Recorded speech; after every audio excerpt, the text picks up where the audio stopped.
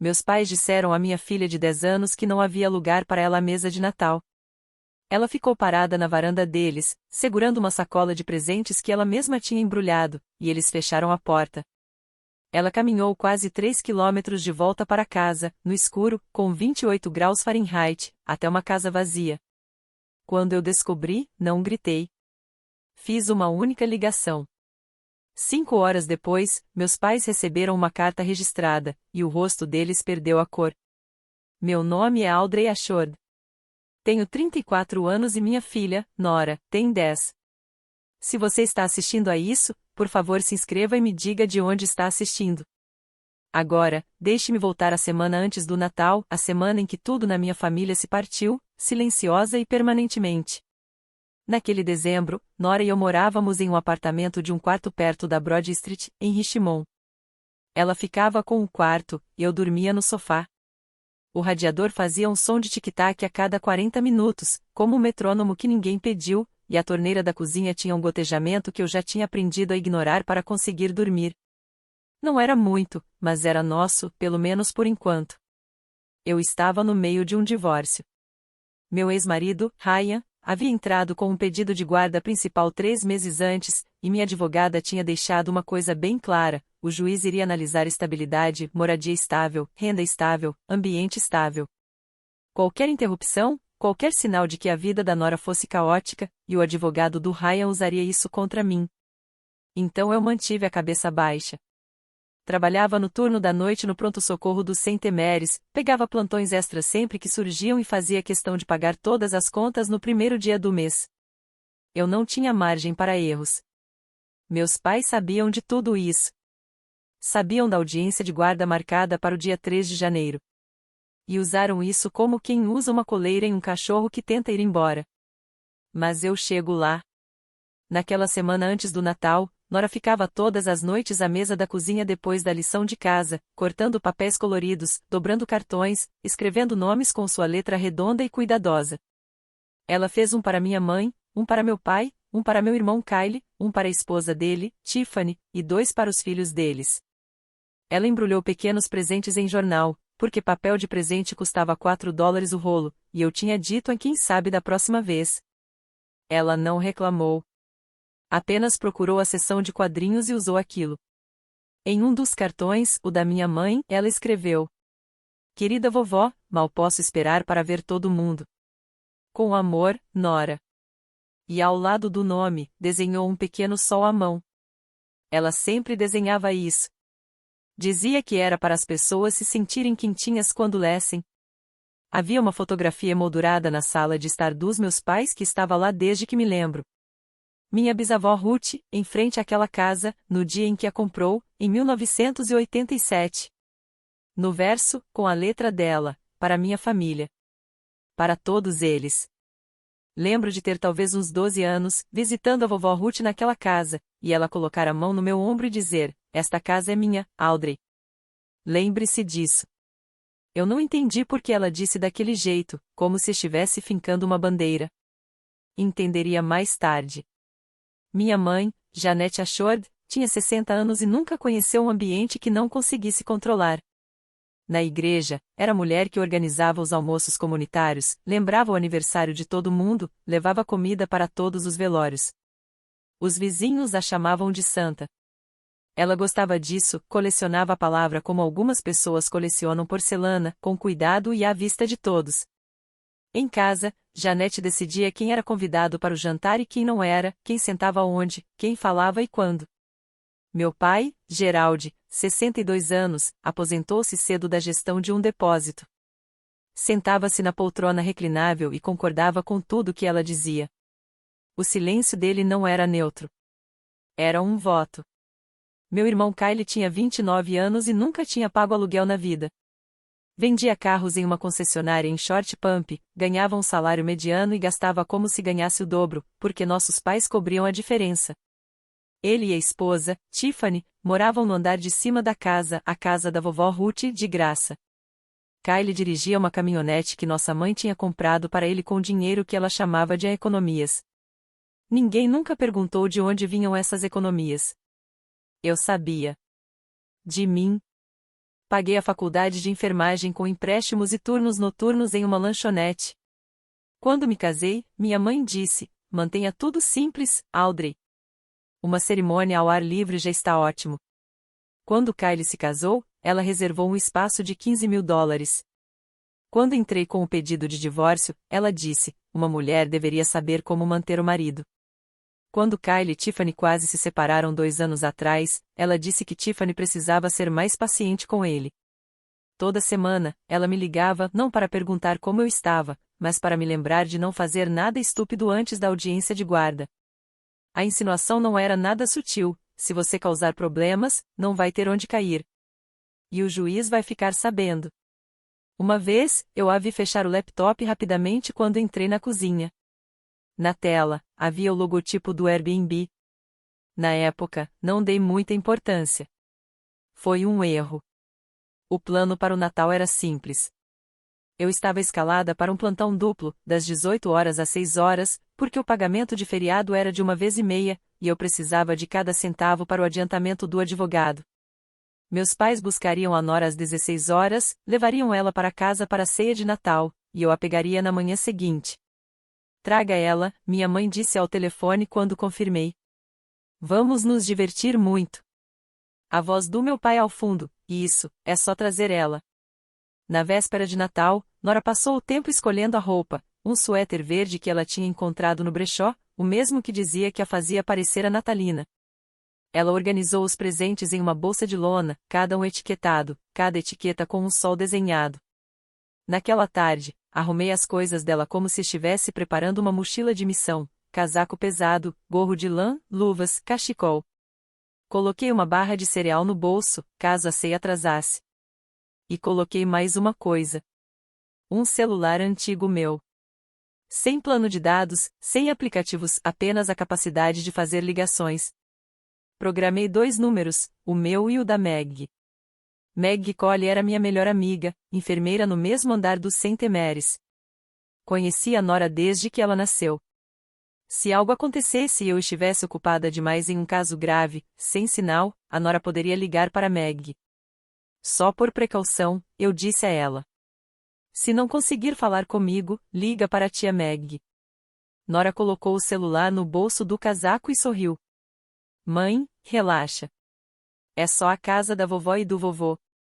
Às 15h45 do dia de Natal, beijei a testa dela no estacionamento do hospital, observei enquanto ela entrava no carro da minha mãe com a bolsa de presentes, o suéter verde e seus pequenos sóis desenhados, e então caminhei para dentro do pronto-socorro. Foi a última vez que vi minha filha sorrir por dias.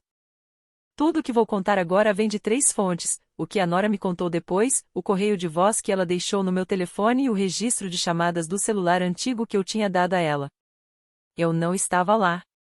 Eu estava começando um acesso venoso em um homem de 60 anos com dores no peito quando tudo aconteceu. Mas ouvi essa história tantas vezes que consigo enxergá-la. Cada detalhe, como se eu mesma estivesse naquela varanda. 17h15, o carro da minha mãe estacionou em frente à casa. As janelas estavam iluminadas, a guirlanda pendurada no corrimão. A guirlanda na porta da frente, aquela que minha mãe comprava nova todo ano. Lá dentro, risadas, o álbum de Natal do Nat King Cole que ela sempre colocava para tocar, e o cheiro de peru assado com recheio de pão e alecrim escapando pelas frestas da porta. Nora subiu os degraus com a bolsa de lona nas mãos. Minha mãe a deixou entrar. Nora ficou parada no corredor, ouvindo as vozes vindas da sala de jantar. Kylie, Tiffany, as crianças, Gerald. Ela começou a tirar o casaco. Então minha mãe foi para a cozinha. Nora ouviu vozes baixas. O nome dela. A voz do Kylie. Depois, a da minha mãe. Em seguida, silêncio por 1 minuto.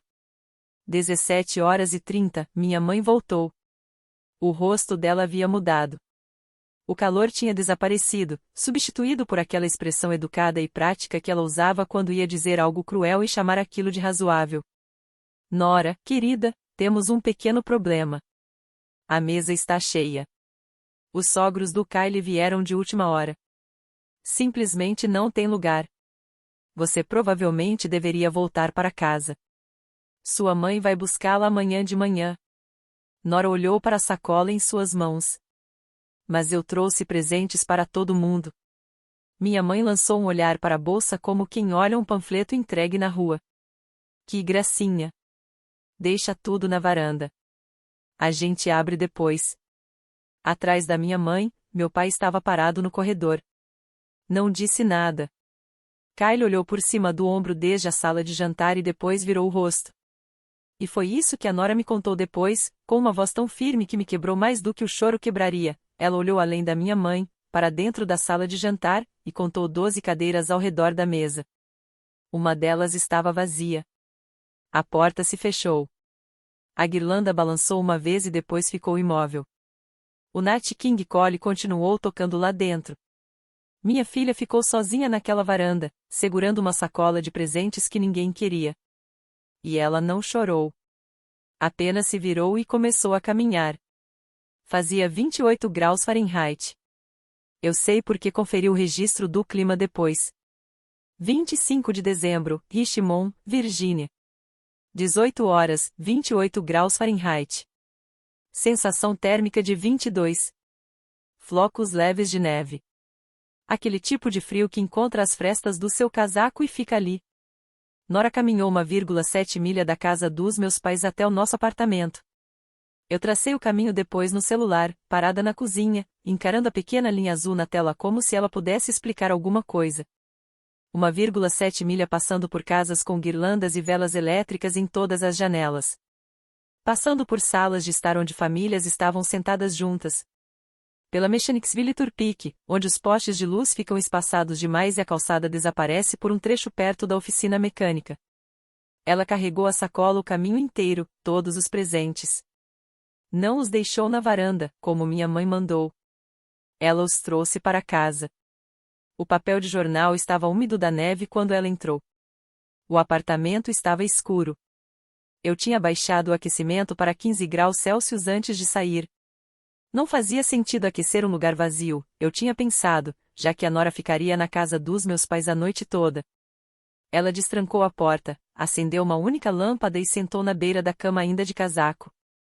Tentou me ligar às 17 horas e 43. Sem resposta. Eu estava em uma sala de trauma. Ligou de novo às 17 horas e 45. Caixa postal. Às 17 horas e 47, ligou para Meg. Meg atendeu no segundo toque. Ela me contou depois que, ao ouvir a voz da Nora, calma, pequena, precisa, pegou as chaves antes mesmo de a frase terminar. Às 17 horas e 52, Nora deixou um correio de voz para mim. 23 segundos. Eu já ouvi essa mensagem mais vezes do que jamais vou admitir. Mãe, a vovó disse que não tem lugar. Eu voltei andando. Eu tô bem. Eu só, tô no apartamento. Feliz Natal, mãe. Meg entrou no nosso estacionamento às 18 horas e 2. Ela tirou uma foto quando entrou. Eu tenho essa foto. Horário registrado, 18 horas e 2. Nora sentada na cama, ainda de casaco, a sacola de presentes no chão ao lado, uma única lâmpada acesa, o resto do apartamento mergulhado na escuridão. Meg envolveu a Nora em um cobertor, aumentou o aquecimento e a levou para passar a noite na casa dela. Às 18 horas e 30, Nora já estava comendo lasanha do dia anterior à mesa da cozinha da Meg, com o gato dela no colo. Ela estava segura, mas eu ainda não sabia de nada disso. Eu ainda estava no pronto-socorro, checando sinais vitais, preenchendo prontuários, presumindo que minha filha estivesse sentada à mesa dos meus pais, abrindo presentes ao lado de uma árvore de Natal, em uma casa quente, cheia de pessoas que a amavam.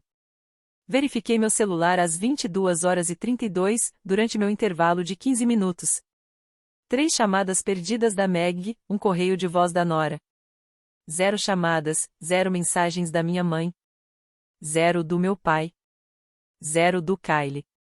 Ouvi o correio de voz primeiro. 23 segundos. Fiquei parada na sala de descanso da equipe, encostada em um armário de aço gelado, ouvindo minha filha de 10 anos me desejar Feliz Natal a partir de um apartamento onde ela nunca deveria ter estado naquela noite. A voz dela estava firme, um pouco fina, sem chorar, pior do que chorar, porque significava que ela já tinha decidido que aquilo era algo que precisava resolver sozinha. Ouvi a mensagem de novo. E mais uma vez, porque alguma parte de mim ainda esperava que aquilo deixasse de ser real. Então liguei para Meg. Ela atendeu imediatamente. Ela está bem. Está dormindo. Está aqui em casa. E então, mais baixo. Audrey, ela voltou andando sozinha no escuro, no Natal. Meg já tinha me enviado a foto por mensagem. Eu a abri. Minha filha ainda de casaco, sentada na cama, uma lâmpada acesa, a sacola de presentes no chão. Horário, 18h02. 25 de dezembro. Fiquei olhando aquela imagem por muito tempo. Observei como a luz atingia apenas metade do rosto dela, enquanto o resto do apartamento atrás era apenas vazio. Móveis escuros, nenhuma árvore, nenhuma música, nenhuma pessoa. Eu disse: Obrigada, Meg. Vou terminar meu plantão. Ela fez uma pausa. Audrey, eu termino seu plantão. Não. Eu repeti. E terminei. Voltei para o setor. Registrei medicamentos, troquei curativos e falei com pacientes naquele tom calmo e uniforme que nos ensinam a usar quando tudo está desmoronando e você é a única pessoa na sala que não pode se dar ao luxo de demonstrar isso. Eu não liguei para minha mãe. Não liguei para meu pai. Não liguei para o Kyle. Não havia mais nada a ser discutido. A partir daquele momento, só restava papelada. Quando meu plantão terminou, às 6 horas da manhã, fiquei sentada no carro na garagem do hospital por talvez 4 minutos. Motor ligado, aquecimento ligado, celular na mão. Rolei a lista de contatos e parei em um nome, Ruth Ashford. Eu ainda não liguei, não às 6 da manhã, mas ligaria. E quando ligasse, as coisas começariam a se mover em uma direção que meus pais jamais imaginaram, porque eles passaram 18 anos morando em uma casa que acreditavam ser deles e nunca se deram ao trabalho de ler os documentos que diziam o contrário. Minha mãe me ligou às 8h14 da manhã seguinte, 26 de dezembro. Eu sei o horário exato porque estava gravando. A Virgínia é um estado de consentimento unilateral. Isso significa que, desde que uma das pessoas na conversa saiba que está sendo gravada, é legal. Eu sabia que tinha apertado a gravar antes de apertar a atender. Aprendi isso trabalhando na triagem do pronto-socorro. Quando as coisas estão prestes a sair do controle, você documenta primeiro e sente depois. Audrey, a voz dela estava leve, quase alegre. Ouvi dizer que a Nora foi embora ontem à noite. Não tenho certeza do que aconteceu. Eu disse para ela esperar 10 minutos enquanto eu reorganizava as coisas, e ela simplesmente foi embora. Você sabe como criança é dramática. Deixei o silêncio ficar ali por 3 segundos completos. Então falei. Nora me ligou às 17h52. Disse que você falou que não tinha lugar. Ela voltou andando para casa. Mudança de tom.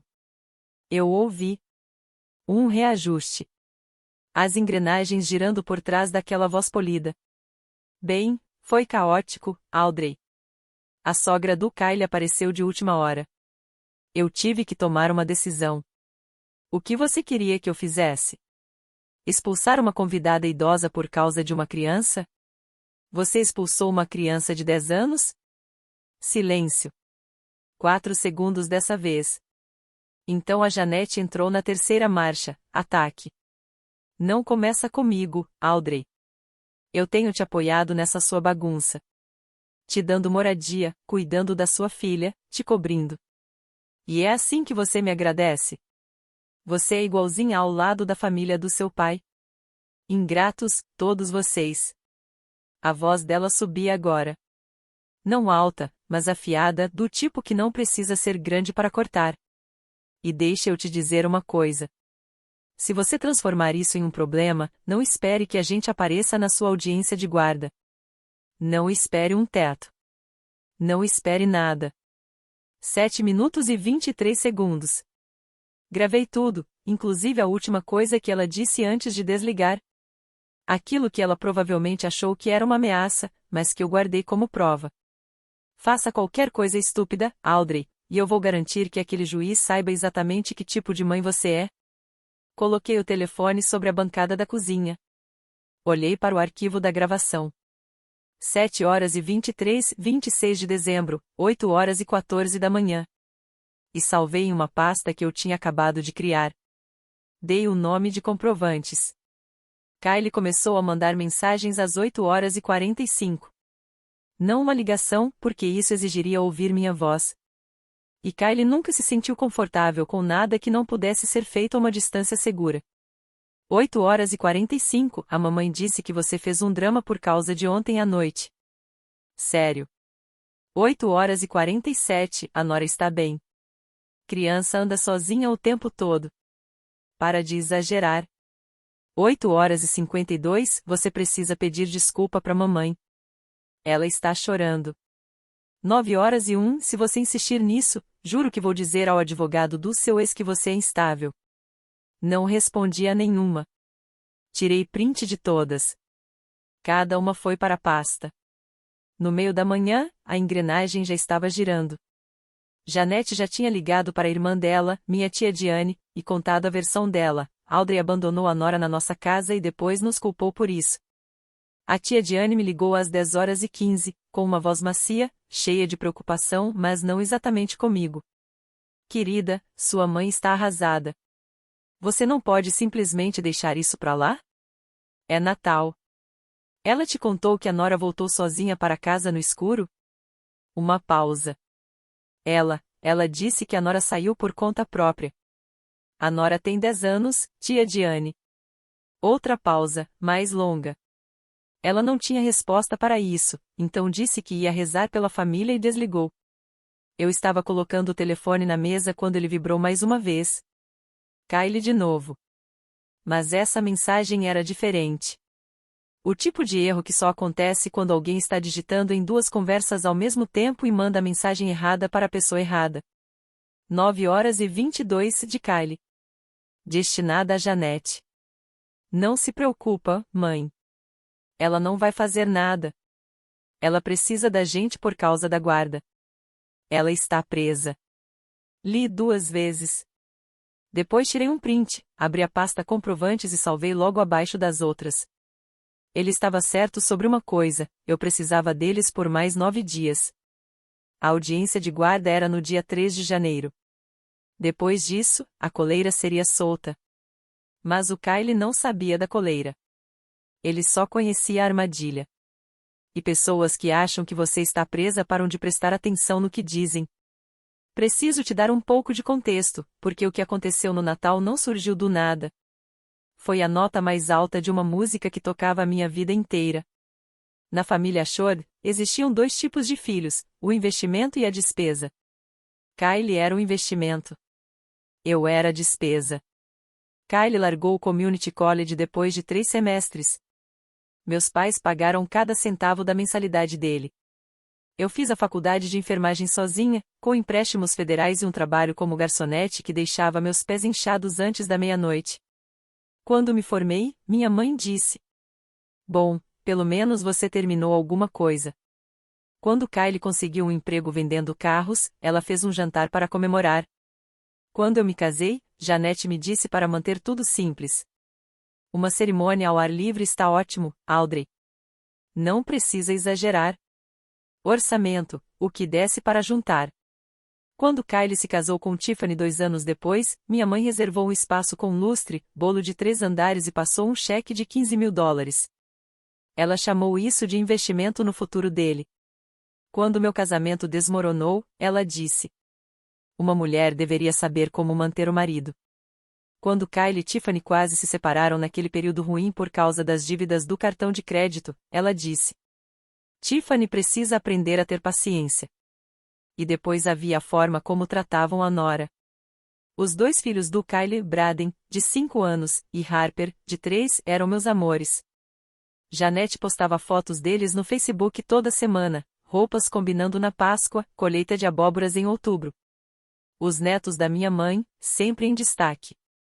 Nora era a filha da Audrey ou, às vezes, apenas a menina. No Natal passado, o anterior a esse, Nora foi colocada em uma mesa dobrável no corredor, enquanto todo mundo se sentava à mesa principal. Quando perguntou o porquê, minha mãe respondeu: "A mesa grande é para a família imediata, Nora." Nora olhou para ela. Eu não sou família imediata? Minha mãe mudou de assunto. Eu engoli. Estava há 2 meses no processo de divórcio, dormindo em um sofá e apavorada com a ideia de que um passo em falso me fizesse perder minha filha no tribunal de família. Então engoli, do jeito que eu vinha engolindo coisas daquela família há 30 anos. Mas alguém mais soube daquele momento por meio de uma ligação que eu nem sabia que tinha acontecido. A vovó Ruth. Ela ouviu tudo e não disse uma palavra. Ainda não. Ela estava esperando. Eu só não sabia pelo quê. Deixa eu te contar sobre a casa. Era uma casa colonial de 3 andares, em uma rua arborizada nos subúrbios próximos de Richmond. Revestimento branco, venezianas pretas, varanda em volta de toda a frente. Minha bisavó Ruth a comprou em 1987, à vista, com dinheiro de 40 anos trabalhando como contadora e uma pensão do sistema escolar do condado de Henrico. Ela criou o filho dela, meu avô Ali. Quando ele morreu, em 2003, ela ficou mais 2 anos. Em 2005, criou um living trust, colocou a casa nele e se nomeou administradora. O documento do trust tinha uma cláusula central que eu só leria muito mais tarde. A propriedade deverá servir à família, a todos os membros, sem exclusão. Em 2012, a vovó Ruth se mudou para uma casa de repouso em Charlottesville. Janete e Geraldi se mudaram para casa. Sem contrato, sem aluguel, apenas um acordo verbal de que cuidariam do lugar. Kyle e Tiffany ocuparam o andar de cima 3 anos depois. Também de graça. Também sem contrato. Por 18 anos, meus pais moraram naquela casa sem pagar $1. E em algum ponto, passaram a falar dela como se fosse deles. Nossa casa. A casa da família. A casa na qual investimos nossas vidas.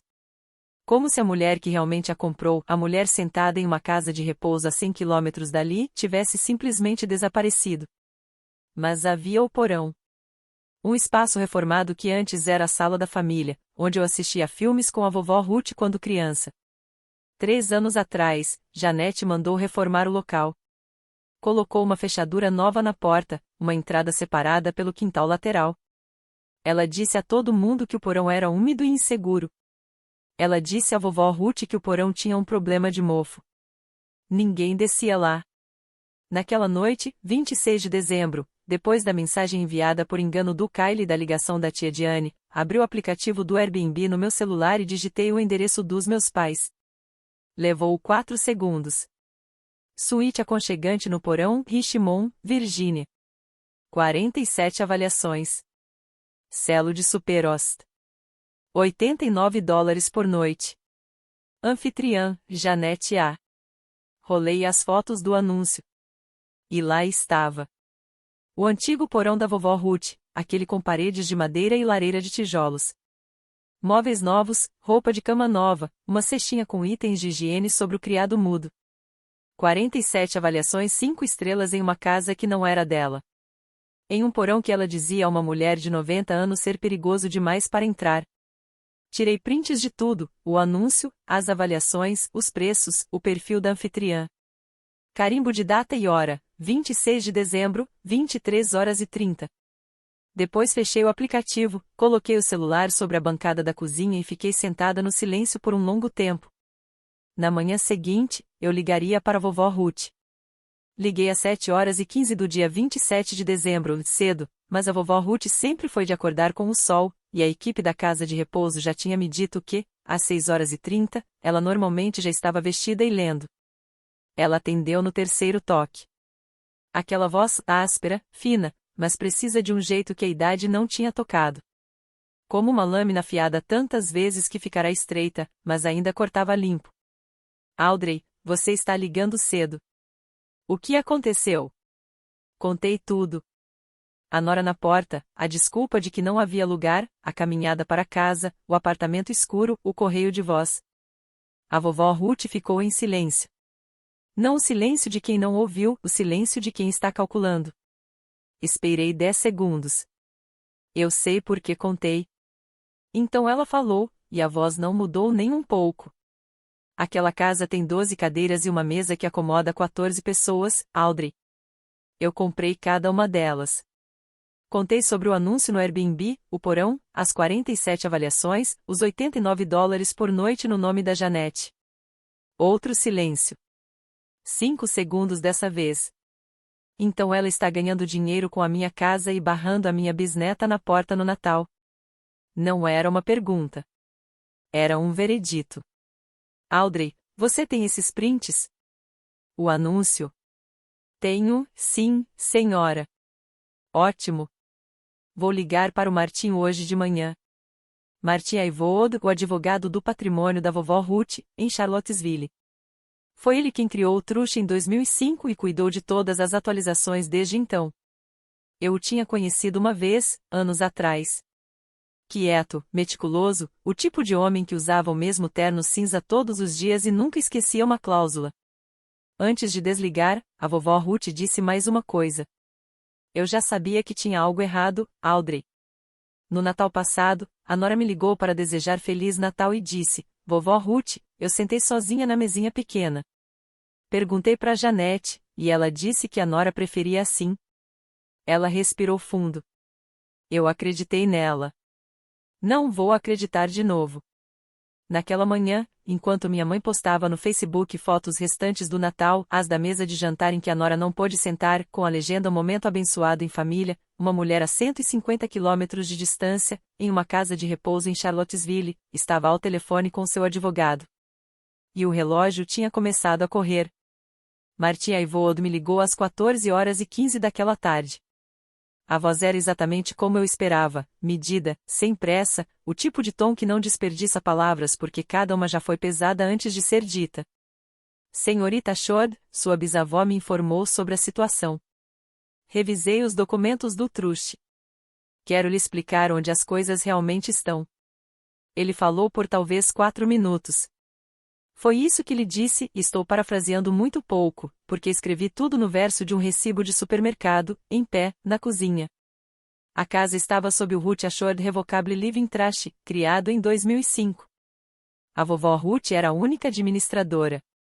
Janete e Gerald não tinham contrato de locação, não tinham escritura, não tinham qualquer tipo de direito de propriedade.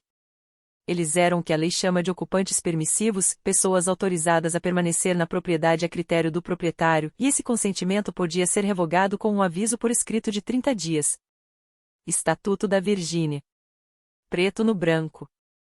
Sua bisavó me instruiu a fazer 2 coisas, disse Martin. Primeiro, preparar um aviso de desocupação de 30 dias, endereçado a Janete e Gerald Ashord.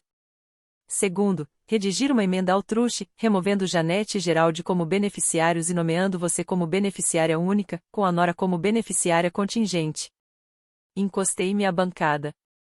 Em quanto tempo? O aviso será enviado por carta registrada amanhã, 28 de dezembro. Vou levar a emenda à instituição da sua bisavó amanhã de manhã para assinatura. Já providenciei um tabelião e 2 testemunhas da equipe da casa de repouso. Eu disse que sim. Então ele acrescentou algo que me fez segurar a borda da bancada com força. Senhorita Ashord, há uma questão secundária. Se a Janete estiver gerando renda de aluguel a partir de um bem do Trush sem o conhecimento ou consentimento da administradora, isso pode configurar apropriação indevida de rendimentos do Trush. Vou precisar que você me envie tudo o que tiver, o anúncio, os prints, as avaliações, tudo. Enviei a pasta naquela mesma noite. Cada captura de tela, cada registro de data e hora, tudo rotulado e organizado do jeito que organizo prontuários de pacientes. Porque depois de uma década na área da saúde, você aprende que documentação não é só um hábito. É uma habilidade de sobrevivência. A resposta do Martin chegou às 21h47. Recebido. Está tudo muito completo. Vamos prosseguir pela manhã. Em algum lugar de Richmond, minha mãe provavelmente assistia televisão em uma casa que não era dela, dormia em quartos pelos quais nunca pagou, gastava dinheiro tirado de um porão sobre o qual mentiu. E ela não fazia ideia de que, a essa mesma hora no dia seguinte, o nome dela seria arriscado de um documento legal e substituído pelo meu. No dia 28 de dezembro, dirigi até Charlottesville com a Nora no banco de trás. 1 hora pela I-64, sol de inverno, baixo e esbranquiçado através do para-brisa. Nora não perguntou para onde estávamos indo. Eu disse que iríamos visitar a vovó Ruth, e o rosto dela se iluminou do jeito que costumava acontecer antes de o Natal deixar de ser uma palavra feliz para ela. A casa de repouso tinha o mesmo cheiro de sempre, desinfetante de limão, café da cantina e algo floral que a equipe borrifava nos corredores, sem nunca conseguir encobrir completamente o resto. A vovó Ruth estava na sala comum, sentada na cadeira de rodas, costas eretas, usando um cardigã azul abotoado até o topo. Martin Eivold estava ao lado dela, de terno cinza, uma pasta de couro aberta sobre a mesa. Ao lado dele, uma mulher com um carimbo de tabelião e 2 funcionários da casa de repouso. Reconheci a Linda, da recepção, e um técnico de enfermagem chamado Terrence, que sempre foi gentil com a vovó Ruth. Nora a viu primeiro. Vovó Ruth. O rosto da vovó Ruth mudou. A rigidez se suavizou, só ao redor dos olhos. Ela abriu os braços. Vem cá, meu solzinho. Nora abraçou, com aquele cuidado que as crianças aprendem a ter com pessoas pequenas, velhas e preciosas. A vovó Ruth a segurou por um longo momento, uma mão na parte de trás da cabeça da Nora. Depois se afastou um pouco e olhou para ela. Você teve um bom Natal, querida? Nora hesitou, olhou para mim, depois de volta para a vovó Ruth. Tudo bem, disse a vovó Ruth. O próximo vai ser diferente. Eu prometo. Então ela se virou para o Martin e assentiu uma única vez. Negócios. Martin leu em voz alta o resumo da emenda. Firme, formal, cada palavra precisa o suficiente para um tribunal. Janete Ashord e Gerald Ashord removidos como beneficiários.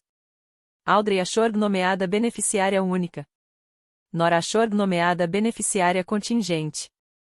A casa, os bens do Truche, toda a estrutura que a vovó Ruth construiu ao longo de 40 anos de economia cuidadosa, tudo redirecionado. A vovó Ruth assinou com a mão levemente trêmula, mas sem hesitar em nenhum momento. O tabelião carimbou. Linda e Terrence assinaram como testemunhas. Em seguida, Martin deslizou o aviso de desocupação de 30 dias pela mesa. A vovó Ruth também assinou aquele documento. Então ela pediu uma folha de papel. Não um formulário jurídico, apenas uma folha pautada de caderno, tirada da mesa da Linda. Ela escreveu com uma letra mais solta do que antes, mas ainda legível, ainda inconfundivelmente dela. Janete, eu te dei minha casa para que minha família sempre tivesse um lugar. Você virou as costas para uma criança no Natal. Não é para isso que minha casa existe.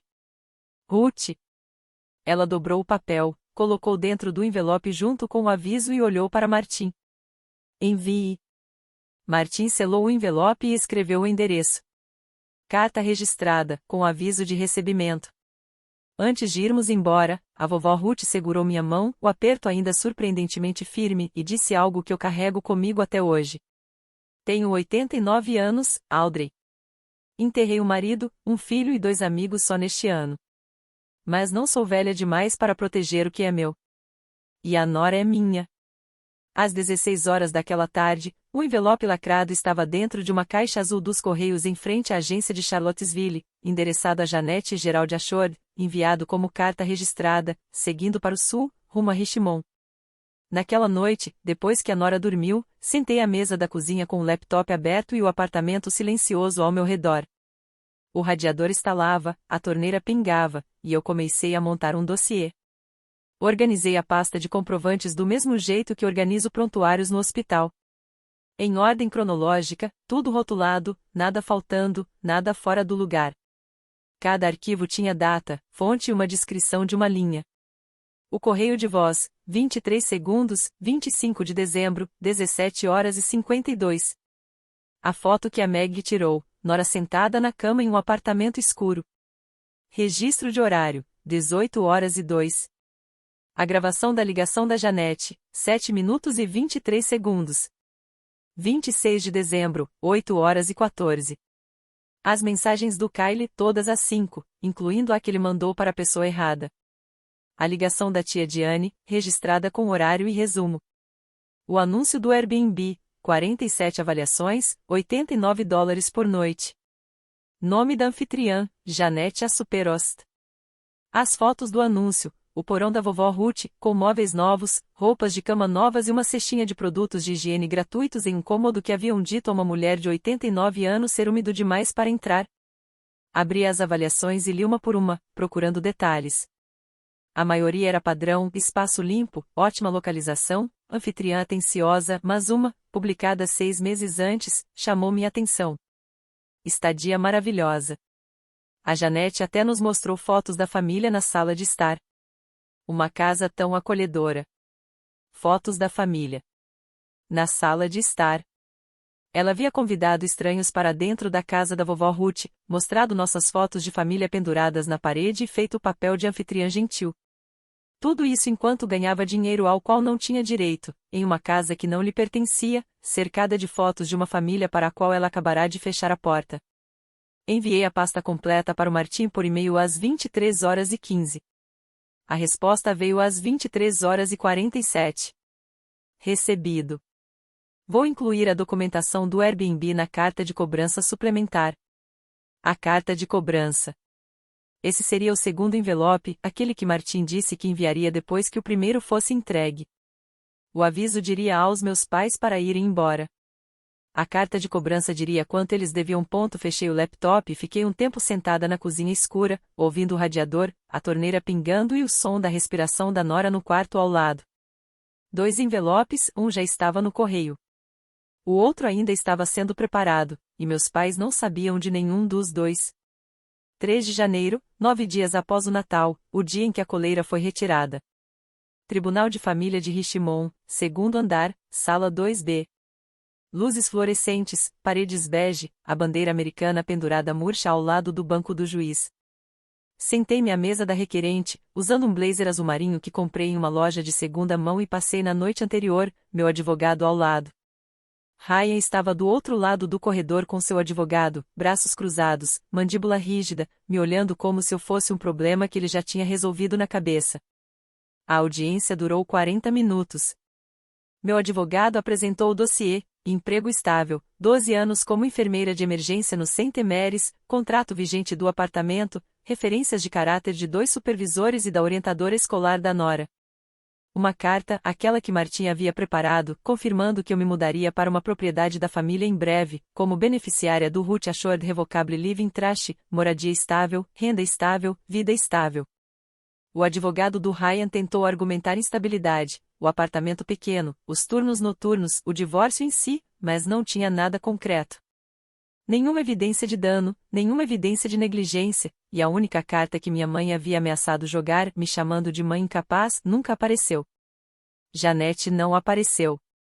Não enviou declaração alguma. Não sei se escolheu não aparecer ou se estava ocupada demais lidando com o envelope registrado que chegou à porta dela naquela mesma manhã. O rastreamento dos Correios confirmou: entregue em 3 de janeiro, 13h23. Assinado por J. Assured. O juiz decidiu, às 10h40, a guarda física total para mim. Ryan teria direito a visitas a cada 2 fins de semana e feriados alternados. O juiz assinou a ordem, o escrivão carimbou, e meu advogado me entregou uma cópia. Saí do tribunal segurando 2 papéis, um dizia que minha filha era minha. O outro, a emenda do truste, dizia que meu silêncio tinha acabado. Na mesma manhã, de volta a Richmond, um carteiro subiu os degraus da varanda dos meus pais e deixou um envelope que exigia assinatura. Minha mãe assinou às 13h23, provavelmente esperando um cartão de Natal atrasado, uma conta ou uma daquelas solicitações de caridade que ela sempre jogava fora sem ler. Mas não era isso que ela estava prestes a jogar fora. Janete me ligou às 13h47, 24 minutos depois de abrir o envelope. Eu sei porque estava sentada no carro no estacionamento do tribunal, ainda segurando a ordem de guarda quando o telefone tocou e o nome dela apareceu na tela. Deixei tocar 3 vezes antes de atender. A voz dela agora era diferente. Não era a Janete calma e controladora de 2 dias atrás. Estava aguda, descontrolada, tremendo nas costuras como uma parede com as vigas arrancadas. O que é isso? O que você fez? Isso diz que temos que sair em 30 dias. Esta é nossa casa, Audrey. Olhei enquanto uma mulher atravessava o estacionamento com um carrinho de bebê, enrolada contra o frio. Deixei as palavras dela pairarem no ar entre nós e então disse, com voz calma. É a casa da vovó Ruth. Sempre foi a casa da vovó Ruth. Sua avó está senil. Ela não sabe o que está assinando. Eu vou contestar isso. Vou levar à justiça.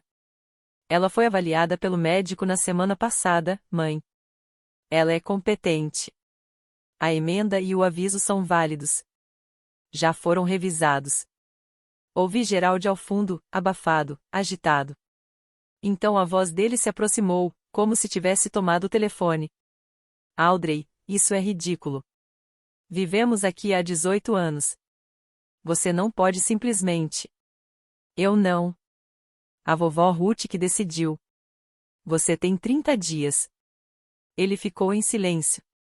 Janete pegou o telefone de volta. Para onde supomos ir? Deixei o silêncio se prolongar por 3 segundos. Não sei, mãe. Talvez algum lugar com espaço suficiente. Ela ouviu. Eu sei que ela ouviu porque a linha caiu. Não foi um desligar gentil. Ela desligou do jeito que as pessoas fazem quando o chão se move sob elas e ainda não sabem se é um terremoto ou apenas o começo de um. O comprovante de entrega da carta registrada dos Correios já estava no arquivo do escritório do Martim, entregue, assinado, com registro de data e hora. O relógio de 30 dias tinha começado, e não havia versão não assinada daquela carta. Nenhuma. Vamos conversar sobre isso no jantar. Apenas um documento legal em envelope lacrado, com uma nota escrita à mão por uma mulher de 89 anos que se lembrava exatamente de quantas cadeiras havia ao redor daquela mesa. Liguei o carro, saí do estacionamento do tribunal e fui buscar minha filha na escola. Preciso fazer uma pausa aqui por um segundo porque sei que alguns de vocês estão assistindo e sentiram isso, aquele momento em que alguém te diz que não há lugar para você. Se foi o seu caso, comente aí. E se você ainda não se inscreveu, agora é um bom momento, porque o que a Janete fez a seguir, eu ainda não consigo acreditar. Vamos continuar. O primeiro instinto da minha mãe não foi se desculpar. Não foi ligar para a vovó Ruth. Nem mesmo ligar para um advogado. Ainda não. O primeiro instinto dela foi performar. 4 de janeiro, um dia depois da chegada do aviso, Janete postou no Facebook, público, não só amigos, ela queria alcance. Por favor, orem por nossa família. Nossa filha mais velha está manipulando sua idosa avó, uma mulher de 89 anos em um lar de repouso, para tomar nossa casa. Derramamos nossos corações e vidas nesta casa por quase 2 décadas. Estamos devastados. Por favor, mantenham-nos em seus pensamentos e orações. 67 reações, 34 comentários, corações, rostos chorando, mãos em oração. Ah, Janete, que horrível! Fique firme, querida. Algumas crianças só percebem o que tem quando já se foi. Uma mulher do grupo da igreja da Janete escreveu. Isso é simplesmente de partir o coração. Sua família está em nossas orações. 3 pessoas me chamaram de sem coração sem sequer saber meu nome. Nenhuma delas sabia que uma criança havia caminhado sozinha no escuro por causa da mulher pela qual estavam orando. Kyle entrou na conversa, com o comentário fixado no post. Minha irmã está tentando roubar nossa herança. Não se deixem enganar. Então Janete ligou para o pastor. Pastor Whitfield, um homem gentil de verdade, mas que só ouvia um lado de qualquer situação que acontecia na órbita da minha mãe. Ele me ligou naquela noite, voz cuidadosa e medida. Audrey, sua mãe está realmente passando por dificuldades. Talvez possamos nos reunir todos. E Pastor Whitfield, sua mãe lhe contou que ela virou minha filha de 10 anos para fora do jantar de Natal? Pausa. Ela disse que foi um mal-entendido. Eu tenho a mensagem de voz que minha filha me deixou naquela noite, em um apartamento vazio. Dura 23 segundos. Quer ouvir? Ele não respondeu à pergunta.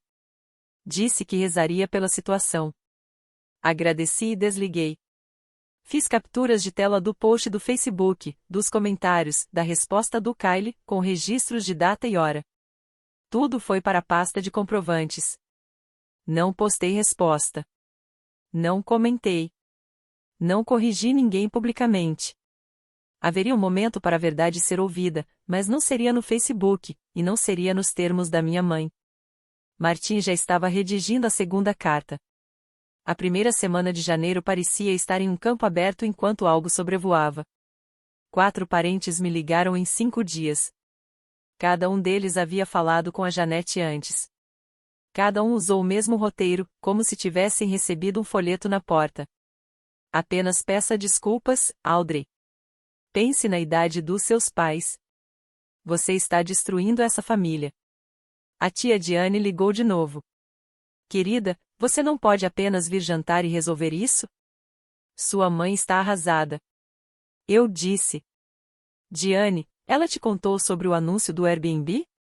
Aquele onde ela alugou o porão da vovó Ruth por 3 anos sem avisá-la.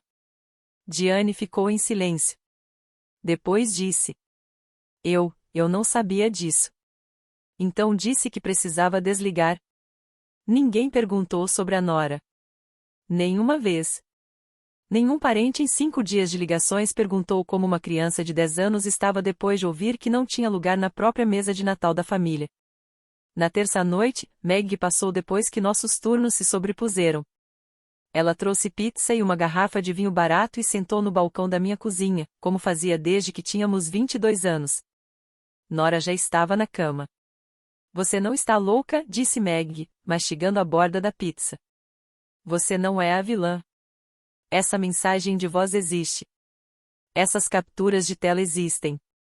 A realidade não está aberta à votação. A vovó Ruth ligou todas as noites daquela semana.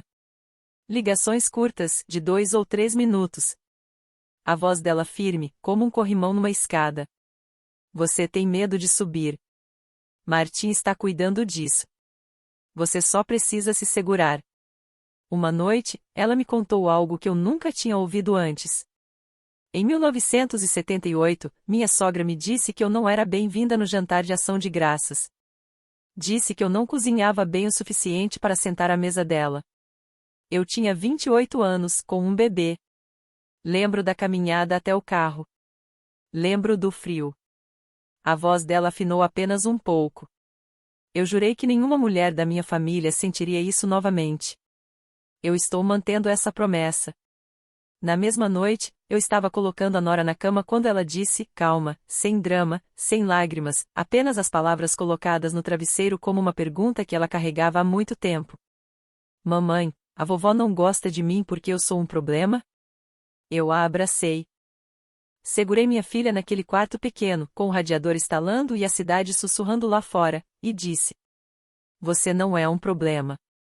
Nunca, jamais foi um problema. Ela sentiu no meu ombro. Não perguntou de novo. Mas eu fiquei acordada naquela noite olhando para o teto e tomei uma decisão que já estava tomada: isso nunca mais aconteceria com ela. Nem por eles, nem por ninguém. Janete contratou um advogado na segunda semana de janeiro. Não era um advogado de imóveis, nem especialista em truches, mas um generalista de um escritório em um shopping na Midlothian Turnpike, cujo site tinha uma foto de estoque de um martelo de juiz e o slogan: Lutando pelos seus direitos. O nome dele era Gary Luskin, e sua primeira ação foi enviar uma carta a Martim em papel timbrado, tão fino que dava para ler através dela. Meus clientes, Janete e Gerald Ashore, estabeleceram residência contínua no endereço acima há 18 anos. Mantiveram a propriedade, pagaram as contas e fizeram melhorias consistentes com uma posse implícita. O aviso de 30 dias emitido pela sua cliente é defeituoso e inexequível. Martim me ligou na manhã seguinte. Se eu não o conhecesse, poderia ter confundido o tom com tédio. Mas não era tédio. Era a calma de um homem que fazia isso há 3 décadas e já tinha visto essa carta centenas de vezes. A posse implícita exige prova de pagamento de aluguel ou um contrato escrito. Seus pais não têm nenhum dos dois. Eles são ocupantes permissivos. O aviso permanece válido. A resposta de Martim a Luskin tinha 4 páginas. Anexava uma cópia autenticada da escritura do trust mostrando Ruth Ashore como única proprietária e curadora.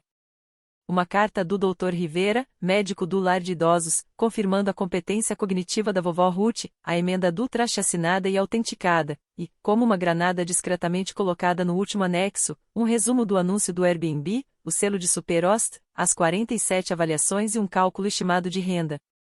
O último parágrafo da carta de Martin dizia: caso seus clientes desejem contestar este aviso em tribunal, estamos preparados para ajuizar uma ação de despejo ilegal. Também pretendemos mover uma ação separada por conversão de renda da propriedade do Trash, no valor estimado de $52.000. Estamos prontos para apresentar a documentação da receita do Airbnb perante um juiz. Martin me contou o que aconteceu em seguida. Luskin ligou para ele, desta vez não por escrito, mas por telefone. A arrogância havia desaparecido. Senhor Ivood, preciso ser honesto com meus clientes. Se você puder provar essa renda do Airbnb. Martin, está na internet, Sr. Luskin. Tem 47 avaliações. A linha ficou silenciosa por um longo tempo. Depois, Luskin disse que aconselharia seus clientes a considerarem suas opções. 2 dias depois, soube por Kylie que o advogado da Janete havia recomendado fortemente que ela não contestasse o aviso. Ela o demitiu de qualquer maneira. Não porque ele estivesse errado, mas porque disse algo que ela não queria ouvir em voz alta. Kylie me ligou numa quarta-feira, em meados de janeiro. Quase não atendi, não por despeito, mas porque o nome dele na tela havia se tornado como um alerta meteorológico de uma tempestade em que eu já estava. Mas atendi e a voz do outro lado estava diferente. A confiança havia desaparecido. O que restava soava como alguém que acabará de fazer as contas e não gostou do total. Audrey, ouça. Eu não sabia da coisa do Airbnb. Só isso. Mãe, eu só moro aqui. Você não pode me colocar na rua. Tenho 2 filhos. Kylie, você morou em uma casa que não era sua, de graça, por 5 anos. Você me disse que eu estava presa. Você ameaçou chamar o advogado do meu ex. E você se sentou àquela mesa no Natal enquanto sua sobrinha de 10 anos foi informada de que não havia lugar para ela. Não me ligue sobre seus filhos. Silêncio. Então o velho Kylie reapareceu. Isso é loucura. Você está usando uma idosa para se vingar da gente. A vovó Ruth nem sabe o que está assinando. Ela sabia exatamente o que estava assinando. Ela disse, 12 cadeiras e uma mesa para 14. Ela contou. Ela lembra. Ele desligou. 20 minutos depois, vi a mensagem no grupo de família. Kylie, em letras maiúsculas, Audrey está destruindo esta família. Ela virou a bisavó contra nós. Isso é abuso de idoso. Abuso de idoso. Porque uma mulher de 90 anos havia decidido proteger uma criança de 10. Eu fiz captura de tela e enviei para Martin. A resposta dele foi de 2 frases. Anotado. A declaração do médico da senhora Ruth e as testemunhas notarizadas irão tratar de qualquer questionamento de competência.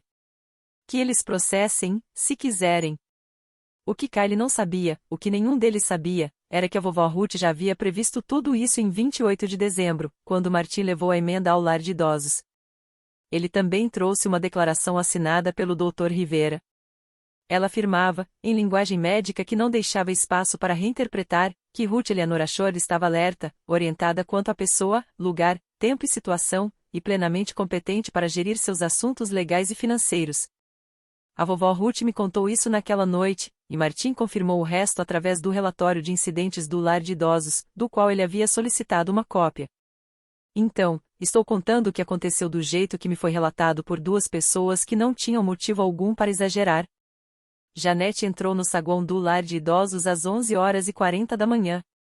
Ela vestia o que sempre usava para causar uma boa impressão, um casaco de lambege, brincos de pérola, o ar de uma mulher que fazia trabalho voluntário na igreja e esperava que todas as portas se abrissem conforme seu mérito. Ela se aproximou da recepção. Estou aqui para ver a Ruth Ashore. Sou a nora do neto dela. Linda, a mesma que testemunhara a assinatura da emenda do Trash, olhou para a tela, depois voltou-se para Janete. Sinto muito, senhora. A senhora Ruth atualizou a lista de visitantes autorizados. Seu nome não está nela. O sorriso de Janete não se desfez. Pelo menos, não imediatamente. Deve haver um engano. Conheço ela há 30 anos. Sou da família. Entendo, senhora, mas seguimos os desejos expressos dos residentes. Não posso autorizar esta visita. O sorriso se partiu. Janete pediu para falar com o supervisor. O supervisor disse a mesma coisa, com educação, firmeza, do jeito que os profissionais de saúde aprendem quando lidam com alguém poderoso que não está acostumado a ouvir um anão. Janete começou a chorar, ou pelo menos a produzir os sons e a postura de quem chora. Ela permaneceu no saguão por 12 minutos.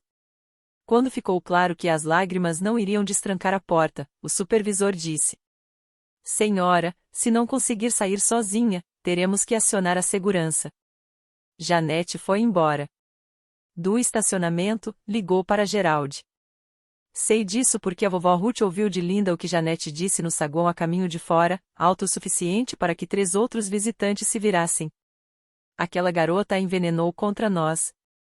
Depois, Janete tentou outra coisa. Ligou diretamente para a vovó Ruth. Ruth atendeu. Ela me contou que deixou Janete falar por cerca de 15 segundos.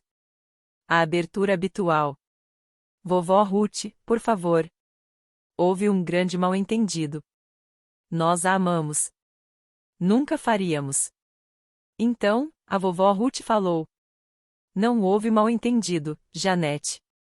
Você afastou uma criança, meu bisneto, no Natal na minha casa, e depois alugou meu porão por dinheiro que nunca me contou. Janete começou a gaguejar. Isso não. Eu ia. Esta conversa acabou. Fale com o Martim. E desligou. O registro de visitantes do lar de idosos, carimbado e com as iniciais de Linda, registrou a visita e a negativa a Janete. O relatório de incidentes da equipe anotou, em linguagem clínica. Visitante ficou verbalmente agitada no saguão.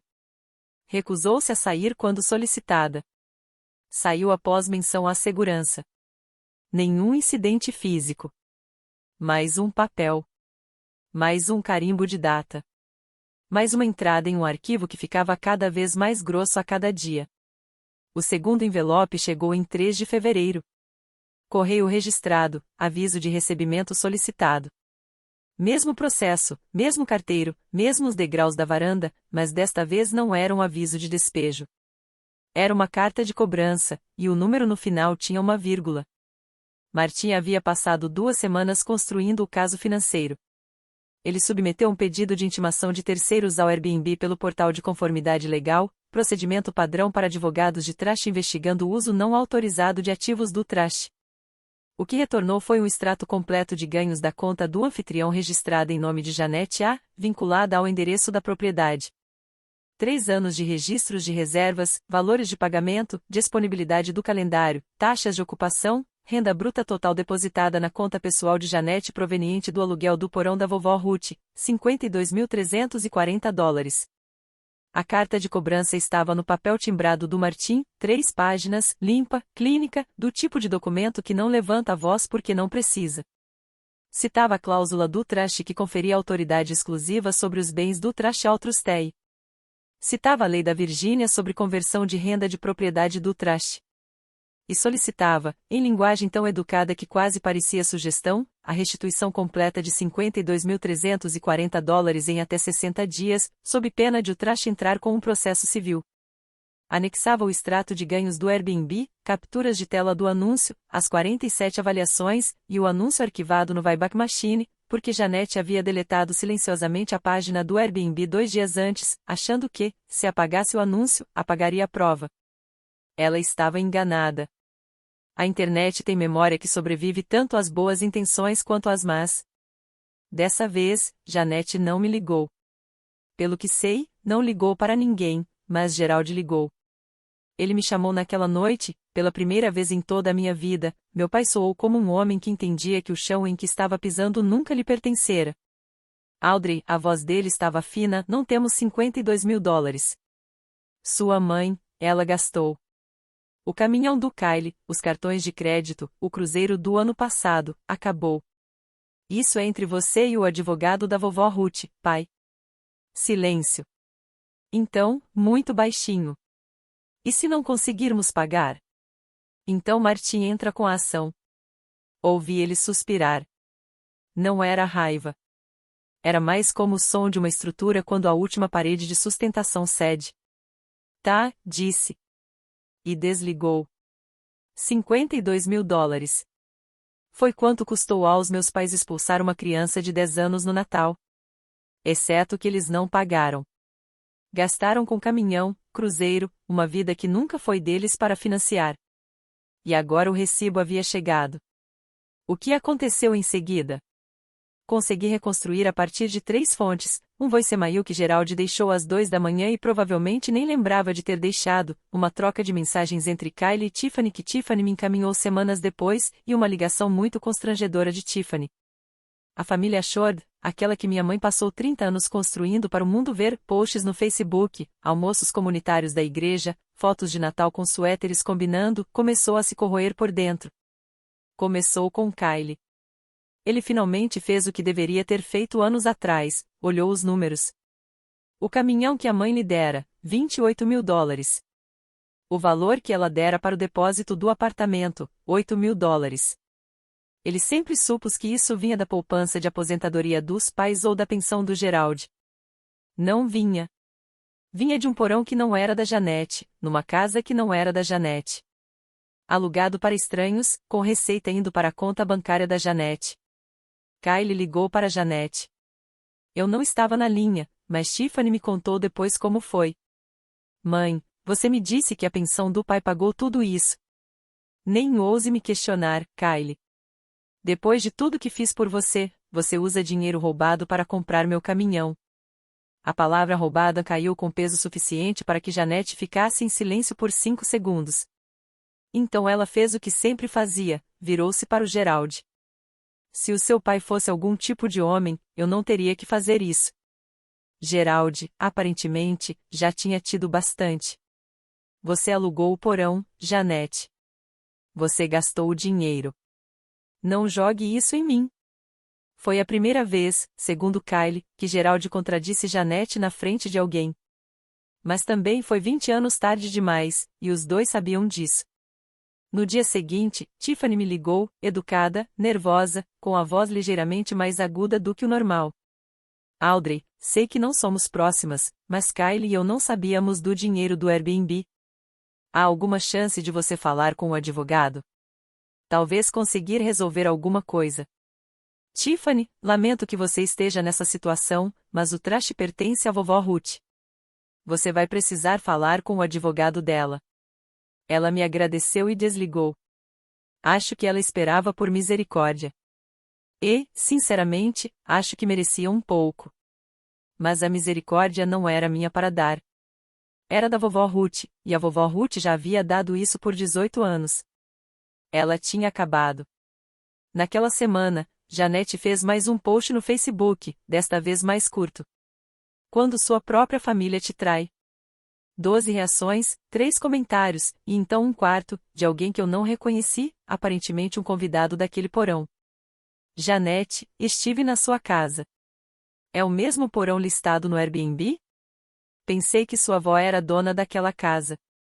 2 horas depois, o post foi deletado, mas eu já havia feito a captura de tela. A família que se apresentava unida em todas as ações de graças, todos os natais, todos os almoços da igreja, aquela que sorria com suéteres combinando enquanto uma menina pequena sentava sozinha em uma mesa dobrável, estava se dissolvendo. Não porque eu a destruí, mas porque a verdade destruiu. Sei que tudo isso tem sido pesado, mas estamos quase no fim. E, honestamente, o que aconteceu no dia da mudança é a parte que nem eu esperava. Se você ainda está aqui, inscreva-se e deixe um comentário. Você já viu a imagem pública de alguém desmoronar quando a verdade finalmente vem à tona? Fique comigo. O prazo de 30 dias caiu em 2 de fevereiro. Sei disso porque contei cada um daqueles dias como uma enfermeira conta doses de medicação, com atenção silenciosa, sabendo que um número errado poderia mudar tudo. Marty me enviou um e-mail na noite anterior. Prazo é amanhã. Se eles não saírem, entrarei com a ação de despejo no Tribunal Distrital Geral na segunda de manhã. Passei pela casa naquela tarde. Não parei. Não entrei na entrada. Apenas diminui a velocidade ao passar. Do jeito que se passa devagar por um acidente na estrada. Não porque quer olhar, mas porque algo dentro de você precisa saber. Os 2 carros estavam na garagem. Luzes acesas na cozinha. A guirlanda de Natal ainda estava na porta, seca, com as bordas amareladas. Ninguém a tinha tirado. Eles não estavam saindo. Naquela noite, Janete me enviou uma mensagem. Não uma ligação desta vez. Apenas 6 palavras na tela. Não vamos sair. Esta é nossa casa. Encaminhei para Martim, resposta dele. Entrando com ação na segunda. Kyle, pelo menos, havia entendido a situação. Ele e Tiffany tinham encontrado um apartamento em Short Pump. Pequeno, um banheiro, depósito pago pelos pais de Tiffany. Kyle me mandou mensagem no dia anterior, sua última mensagem em um thread que já era muito curto. Me mudei. Cansei disso. Mas você precisa saber. Mamãe está dizendo às pessoas que vai te mandar prender. Não respondi. Naquela semana, percebi que o anúncio do Airbnb havia desaparecido da plataforma. Janete havia deletado, limpado a página, removido as fotos, apagado as avaliações. Ela provavelmente pensou que, se o anúncio não existisse, a prova também não existiria. Mas o assistente jurídico do Martim já havia capturado todo o anúncio através do Wayback Machine, páginas arquivadas, avaliações em cache, perfil do anfitrião, tudo. E o extrato de ganhos do Airbnb obtido via intimação legal existia independentemente do site. Você pode deletar um anúncio. Não pode deletar um depósito bancário. Na manhã de segunda-feira, Martin Aivold entrou no Tribunal Distrital Geral em Richmond carregando uma pasta de processos, grossa, 3 dedos de largura. E dentro daquela pasta estavam 30 dias de silêncio, 47 avaliações de provas, e a recusa de uma mulher de 89 anos em permitir que sua família fosse redefinida pelas pessoas que roubaram dela. O processo foi protocolado numa segunda-feira. Martin entrou com a ação de despejo ilegal com todos os anexos, a escritura do traste, o aviso de 30 dias com o recibo de correspondência certificada e a confirmação de rastreamento do USPS, a carta médica atestando a capacidade cognitiva da vovó Ruth, a emenda ao traste, como anexo suplementar, toda a documentação do Airbnb. O escrivão carimbou, atribuiu um número de caso e marcou a audiência para 10 dias depois. Na Virgínia, o processo de despejo ilegal corre rápido. A lei não gosta de ambiguidade sobre quem é dono de uma casa e quem não é. Na quarta-feira à tarde, um oficial de justiça subiu os degraus da varanda da casa da vovó Ruth e bateu na porta da frente. Geraldi abriu. O oficial entregou a ele 2 cópias da citação, uma para ele e outra para Janete, e fez com que assinasse o comprovante de recebimento. Geraldi olhou para os papéis, depois para o oficial, e então voltou aos papéis. Seu rosto, observou o oficial no afidavit de serviço registrado no dia seguinte, ficou cinza. Janete não estava em casa. Ela estava no supermercado, o que significava que Geraldi teria que entregar a notícia sozinho. Não sei exatamente como foi essa conversa, e nem preciso saber. Sei o resultado. Janete ligou para o pastor Whitfield. Ligou para a tia Diane. Ligou para 2 primos. Ela trabalhou os telefones como sempre fazia, puxando as alavancas de simpatia que havia instalado em 30 anos de jantares e correntes de oração. Mas dessa vez, a máquina não respondeu como antes. O pastor Whitfield disse suavemente que havia falado comigo e ouvido a mensagem de voz. Ele sugeriu reflexão. A tia Diane não atendeu. Um primo perguntou. Janete, é verdade sobre o Airbnb? E Janete desligou na cara dele. E então havia a senhora Palmer. Dorothy Palmer, 71 anos, morava 3 casas abaixo da casa da vovó Ruth. Estava lá quase tanto quanto a própria casa. Ela havia visto Janete e Geraldi entrarem e saírem por 18 anos, e naquela noite de Natal viu algo que não tinha entendido até agora. Ela me ligou naquela quinta-feira à noite. Sua voz era suave, cautelosa, do jeito que a gente fala quando vai revelar algo que guardou no peito por 5 semanas. Audrey, querida, preciso te contar uma coisa. Na noite de Natal, eu estava na varanda recolhendo a reciclagem e vi sua menina caminhando sozinha pela calçada, carregando uma sacola no frio. Quase chamei a polícia. Eu deveria ter chamado. Não sabia o que estava acontecendo. Pensei que talvez ela estivesse indo para a casa de uma amiga mas não parecia certo. Não parecia certo, e eu não fiz nada, e eu sinto muito. Agradeci. De verdade.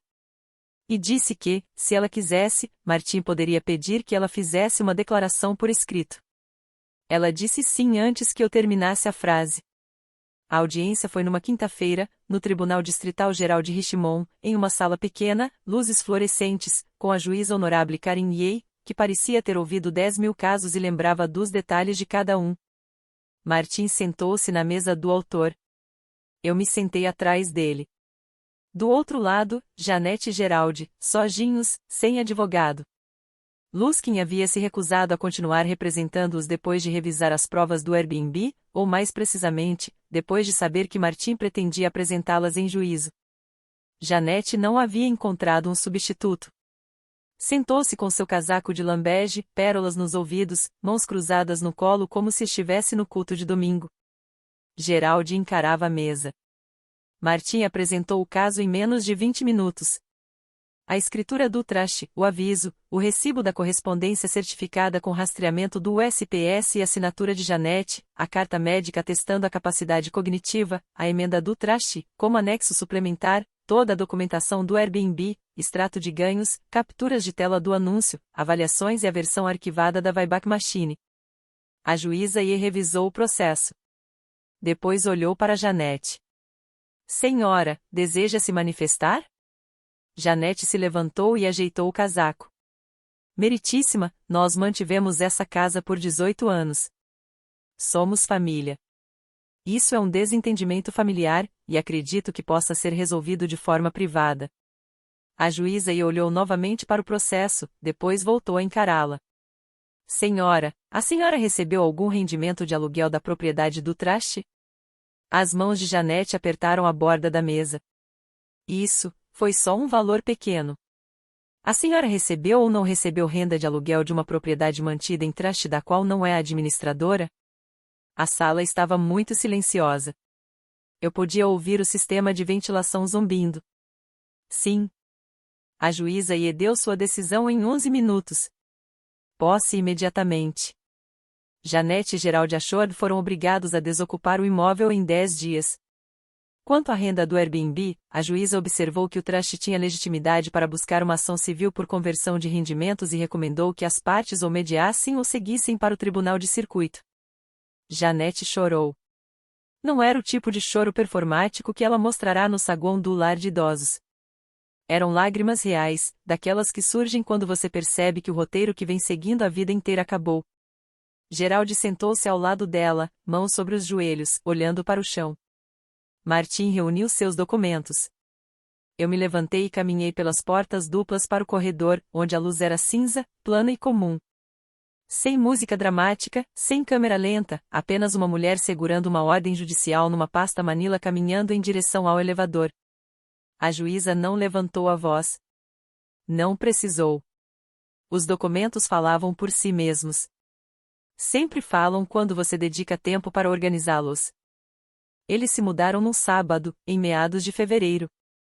Eu sei porque Meg passou de carro pela casa naquela tarde.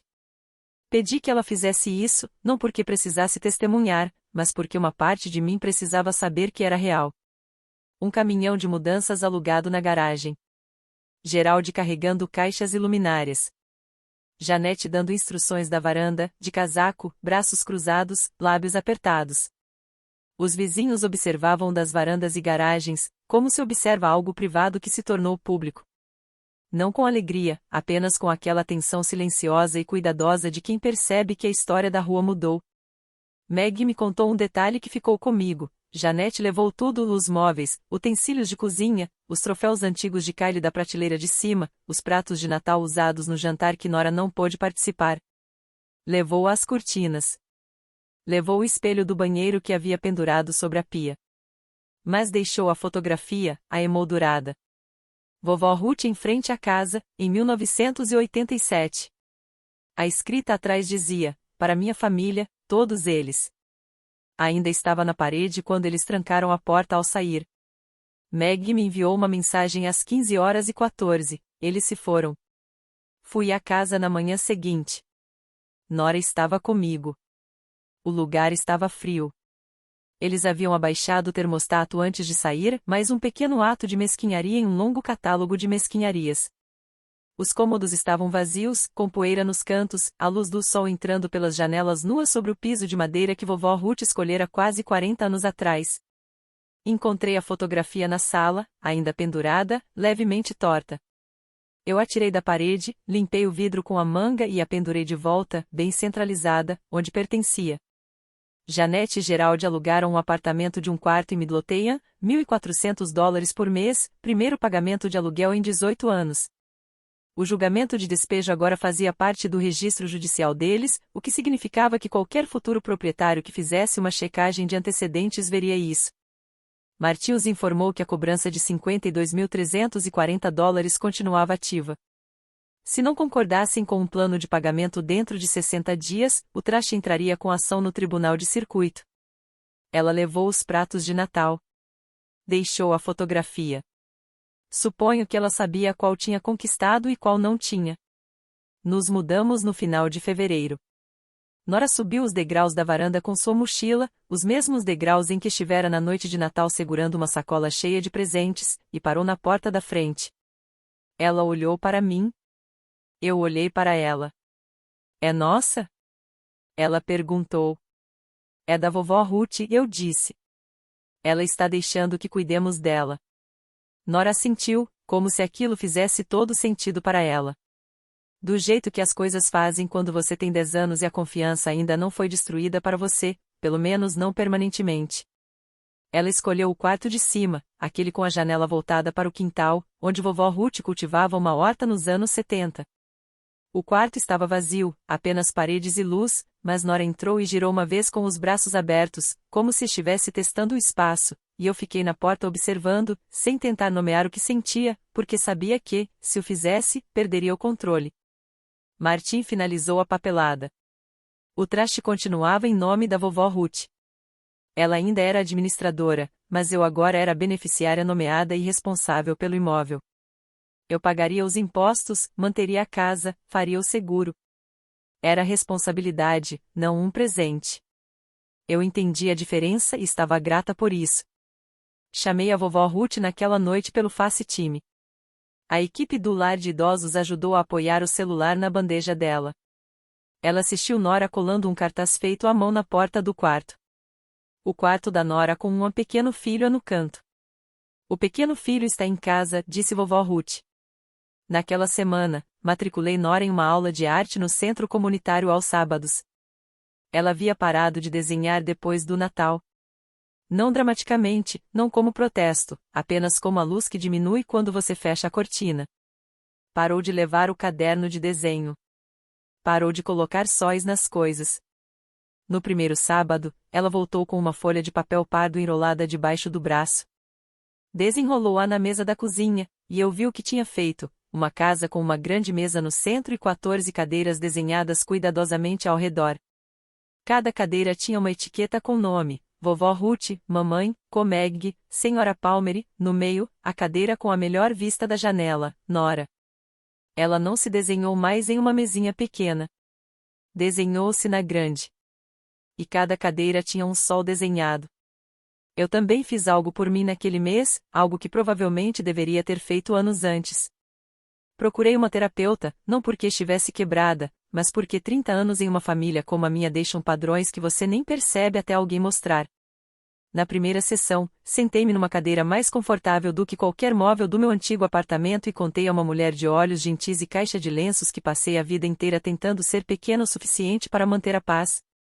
E como funcionou? Ela perguntou. Quase ri. Não funcionou. Não, disse ela, nunca funciona. Em março, chegou uma carta. Não era registrada, não vinha de um advogado, apenas um envelope comum com a letra da minha mãe na frente. As letras cuidadosamente arredondadas e deliberadas, do jeito que sempre eram quando ela queria parecer composta. Abri-a na mesa da cozinha enquanto Nora estava na escola. Audrey, sou sua mãe. Isso já foi longe demais. Podemos conversar? 8 palavras. sem pedido de desculpas, sem reconhecimento do que ela fez com a nora, ou com a vovó Ruth, ou do que fez com os $52.000 que não eram dela. Apenas não podemos conversar, como se o problema fosse uma conversa que não tinha acontecido, e não uma década de escolhas que haviam acontecido. Dobrei a carta, coloquei de volta no envelope e guardei na pasta de comprovantes. Mesma pasta, mesmo sistema, mesma prateleira. Ela ficava ao lado da transcrição do voicemail, das capturas de tela do Airbnb, do processo judicial e de todos os outros documentos que contavam a história real do que a família significava na casa dos Ashford. Não respondi. Também não bloqueei o número dela. Se quisesse me alcançar, poderia falar com Martin. Esse era o limite. E o limite não era um castigo. Era uma porta que funcionava do jeito que portas devem funcionar. Você podia bater, mas não podia simplesmente entrar e rearranjar os móveis. A vovó Ruth me ligou na mesma semana. Ela soava cansada, mas clara, do jeito que sempre fazia, como alguém que fez as pazes com a maioria das coisas e estava trabalhando no resto. Não estou zangada com a Janete, Audrey. Estou desapontada, mas não vou deixar que o desapontamento se sobreponha à segurança da minha bisneta. Nunca. A primavera chegou devagar naquele ano. Nora andava de bicicleta na calçada da frente.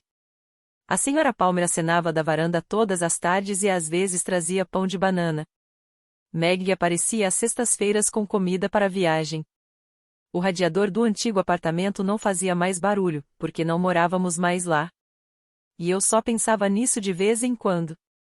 Tarde da noite, sentada na varanda da vovó Ruth, a mesma varanda onde minha filha estivera no frio 5 meses antes segurando uma sacola de presentes para pessoas que lhe disseram que ela não merecia uma cadeira. Eu penso no que Nora disse naquela noite no apartamento, quando perguntou se era um problema. E penso no desenho que ela fez na aula de arte, 14 cadeiras, cada uma rotulada, cada uma com um sol. Família não é uma mesa na qual você se senta. É como as pessoas te tratam quando acham que ninguém está olhando. E alguém sempre estava olhando. Uma menina de 10 anos com uma sacola de presentes e uma memória que não esquece. Agora ela tem 11 anos. Ainda desenha sóis em tudo. E a porta da frente desta casa continua aberta. Essa é a nossa história. Minha e da Nora. Se significou algo para você, se você já teve que escolher entre manter a paz ou proteger seu filho, ou se já foi a criança de pé naquela porta, eu adoraria ouvir você nos comentários. Inscreva-se se ainda não fez, e confira a descrição para outra história sobre uma mãe que descobriu que sua família estava roubando o fundo universitário da filha. É tão real quanto esta. Obrigada por assistir e por ficar até o fim.